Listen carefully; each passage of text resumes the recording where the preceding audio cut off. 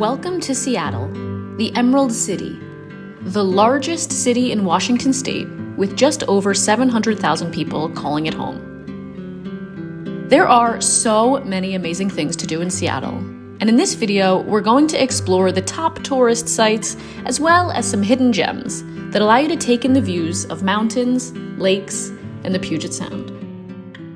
Good afternoon from Seattle, Washington. I have been living here, I can't quite believe it, for almost 10 months now. And so I'm really excited to have put together a video of some of the popular spots that I have really fallen in love with that make Seattle iconic in many ways, and some of the other, perhaps lesser known spots to visit in Seattle that I've discovered thanks to people that I've met here or just from stumbling upon them on my own. This city is awesome, and so I hope that you enjoy this little tour around Seattle. All good tours of Seattle start in the downtown, where many of the city's top tourist attractions are. If you like museums, the Seattle Art Museum should not be missed. Free on the first Thursday of every month, or for library card holders who can secure a free ticket through the Seattle Library website. The SAM has a global collection of art, including Native American art, Islamic art, European art, and modern American pieces and exhibitions. Book lovers shouldn't miss stopping into the Seattle Public Library Central Branch. 10 floors of books, reading areas, study areas, and public computers.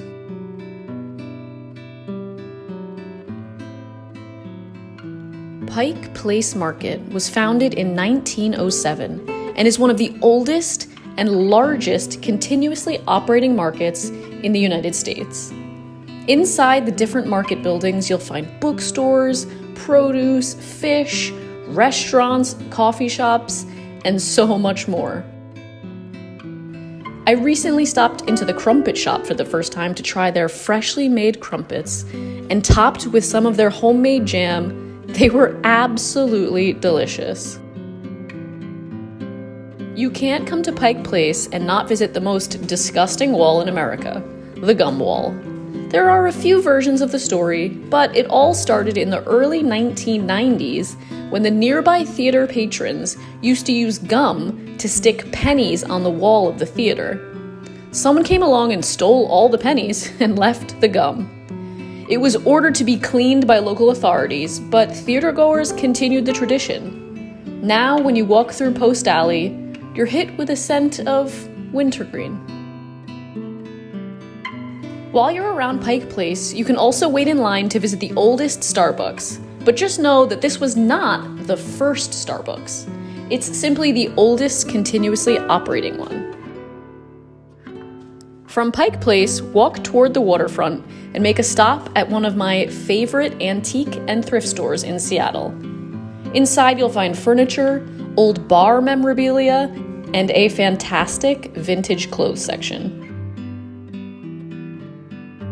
In front of the antiques market is Alaska Way. There's a little bit of construction going on to complete this waterfront project, but you can enjoy a beautiful walk from Pioneer Square all the way to Belltown. This is where you'll find the ferry to Bainbridge Island, a fantastic day trip from Seattle, which should not be missed if you have extra time on your itinerary.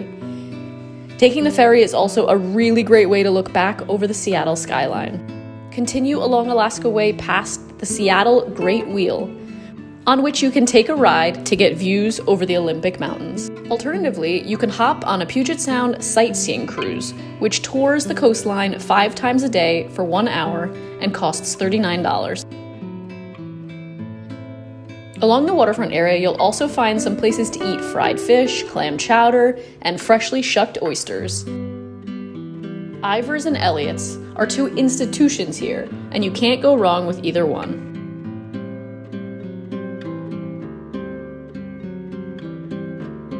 Walk further along the waterfront on Alaska Way, and eventually you'll reach the Olympic Sculpture Park. There are chairs in the park which, on a clear day, are the perfect place to sit to look out over the Sound at the Olympic Mountains. Of course, no first visit to Seattle would be complete without at least getting up close to the Seattle Space Needle. built in 1962 for the World's Fair.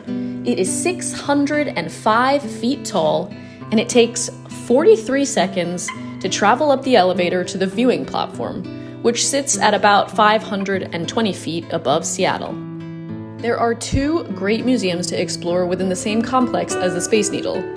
One is the Museum of Pop Culture, whose building was designed by Frank Gehry, the same architect who designed the Guggenheim in Bilbao and the Dancing House in Prague, among many, many others. The other museum is the Chihuly Garden and Glass Museum, which is a highlight for art lovers. All of the work is created by Dave Chihuly, a Washington State native and seriously great glass-blowing artist.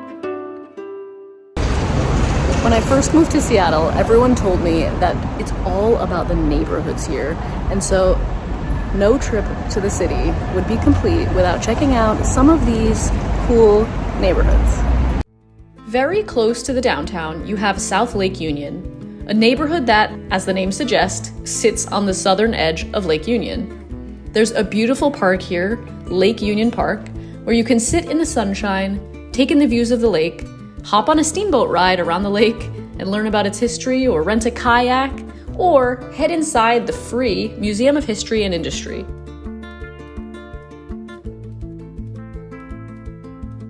Cross one of several bridges to the north side of Seattle. Along the northern edge of Lake Union is Gasworks Park, offering one of the best views back over the Seattle skyline, and it's completely free.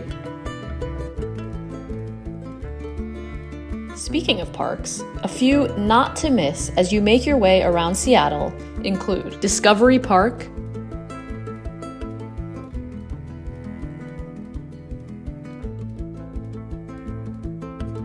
Carkeek Park,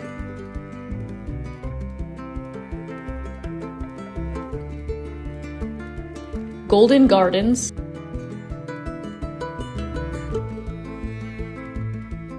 Green Lake,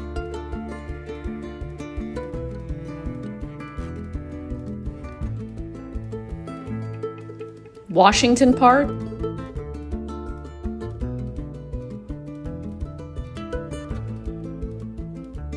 and Magnuson Park.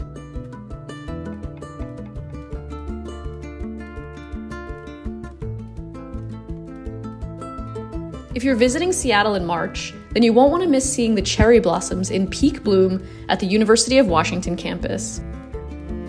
There are 29 trees in the quad alone, and over 100 of them across the whole campus.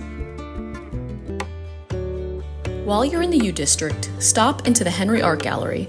A donation-based fee of your choosing allows you to explore this small but mighty art space right on the University of Washington campus. While you're north of Lake Union, you'll want to check out the Fremont neighborhood, home to great thrift stores, cool restaurants, and a fantastic Sunday market. It's also the home of the famous Fremont Troll, an 18-foot statue under Aurora Bridge that has appeared in movies like Sleepless in Seattle and, more recently, the Twilight series. A neighbor to Fremont is Ballard, home to dozens of amazing craft beer bars, one of the best Sunday markets in Seattle, and the Ballard Locks, where from July to November you can see salmon jumping upstream.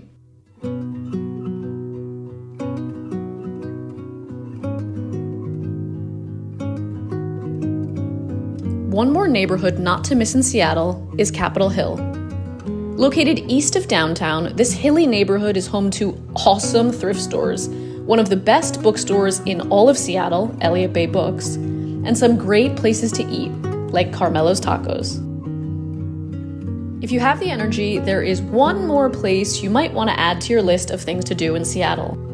The Museum of Flight is a fascinating museum with tons of airplanes, including an old Air Force One and one of the few remaining Concorde airplanes.